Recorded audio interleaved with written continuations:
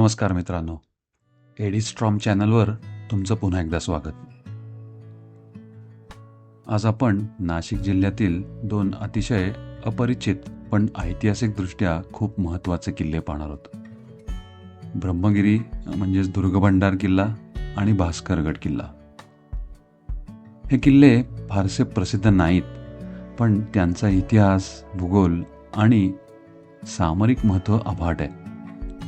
जर तुम्हाला सह्याद्री, छत्रपती शिवाजी महाराजांचा काळ आणि विस्मृतीत गेलेले किल्ले आवडत असतील तर हा व्हिडिओ शेवटपर्यंत नक्की पहा. नाशिक जिल्ह्यात त्र्यंबकेश्वर तालुक्यात त्र्यंबकेश्वर मंदिरामागं एक आडवी प्रसरलेली सह्याद्रीची लांबच लांब डोंगर रांग दिसते.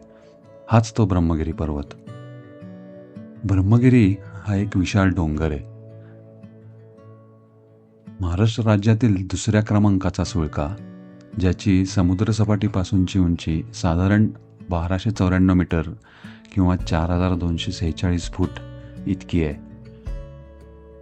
ब्रह्मगिरीच्या दक्षिणेला कळसुबाई, अलंग मदन कुलंग ही शिखरं आहेत. याच डोंगर रांगेचा उजवीकडील भाग हा मूळ डोंगर रांगेपासून थोडा वेगळा झालेला भासतो. एका नैसर्गिक भिंतीने हा उजवीकडील डोंगर मूळ ब्रह्मगिरीशी जोडला गेलाय. हाच ब्रह्मगिरीच्या जोड किल्ल्याचा दुर्गभंडार. ब्रह्मगिरीचा उल्लेख यादव काळापासून झालेला आढळतो. इसवी सन 1629 मध्ये शहाजीराजांनी तो जिंकला आणि पुढं इसवी सन 1670 मध्ये सातमाळा रांगेतील कांचनाच्या खिंडीत छत्रपती शिवाजी महाराजांनी दाऊद खानाचा पराभव केला आणि या संपूर्ण भागावर वचक बसवला. नंतर याच वर्षी मोरोपंत पिंगळ्यांनी हा किल्ला आणि परिसर मराठी राज्यात सामील करून घेतला. ब्रह्मगिरी पर्वतावरचा रस्ता व्यवस्थित बांधीव पायऱ्यांचा आहे. पुढे कातळात कोरलेल्या पुरातन पायऱ्या आपल्याला दर्शनी पडतात.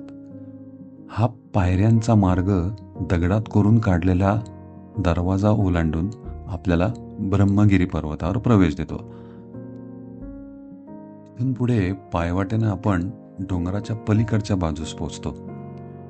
तिथेच आपल्याला काही मंदिरं दिसतात आणि उजवीकडे थोडं दूर शंकराच्या जटांचं मंदिर दिसतं. भगवान शंकरांनी या ठिकाणी गुडघ्यावर बसून कातळावर जटा आपटल्या आणि गंगेचा इथं उगम झाला अशी आख्यायिका आहे. त्या जटा आणि गुडघ्यांचे ठसे इथे कातळात पाहता येतात.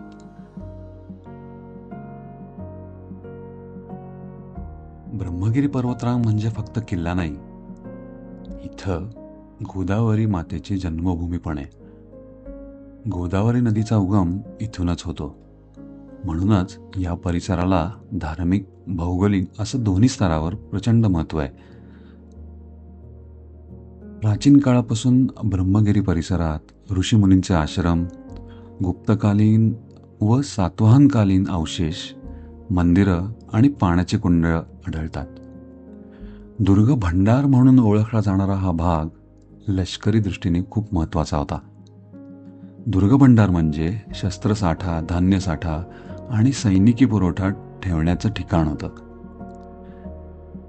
यावरूनच आपल्याला कळतं की हा किल्ला थेट युद्धासाठी नाही, तर इतर किल्ल्यांना पुरवठा करणारा एक पर्यायी किल्ला म्हणून सुद्धा उपयोगात होता. छत्रपती शिवाजी महाराजांच्या काळात नाशिक परिसर हा मुघल, आदिलशाही आणि मराठे यांच्यात सतत संघर्षात होता.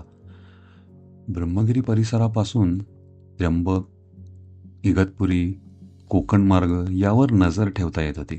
म्हणूनच दुर्गभंडाराचा उपयोग रसद साठवण, गुप्त हालचाली आणि सैन्याची विश्रांती यासाठी होत असे.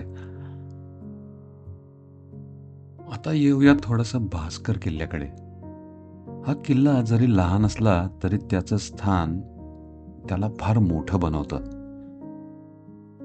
भास्करगडावरनं त्र्यंबक, ब्रह्मगिरी, इगतपुरी या भागात येणाऱ्या घाटमाथ्यांवर लक्ष ठेवण्यासाठी बांधला होता. थोडक्यात म्हणजे हा घाटावरचा पहारेकरीच होता.